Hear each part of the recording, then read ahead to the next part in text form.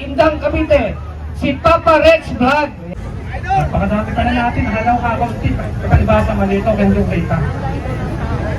Sa kabila ng abala ang mga tao sa iba't ibang dahil ngayon Family Day, abala sila sa pagpunta sa mga mall, sa pagpunta sa panonood ng sine, sa pamamasyal. Ayun, oh. Subalit mayroong ilang mga magigiting at nakabayang mamayang Pilipino na andito sa panulukan ng EDSA People Power Monument upang manindigan para sa katotohanan, katarungan at katuwiran ng lahi at ng lipunang Pilipino.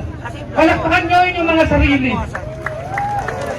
Tayo nandito ngayon upang ipakita na tayo magsimula makasaysayang pagkilos. Ang grupo ng bunyog, ng magdalo, ng ilang mga makabayan black, ng mga loyalista, ng mga kakamping, ng mga dilawanay nandito sa panulukan ito upang ipahayag ang ating mga damdamin na tayo ay ayaw na sa kurak dahil kinakailangan yun pa lamang.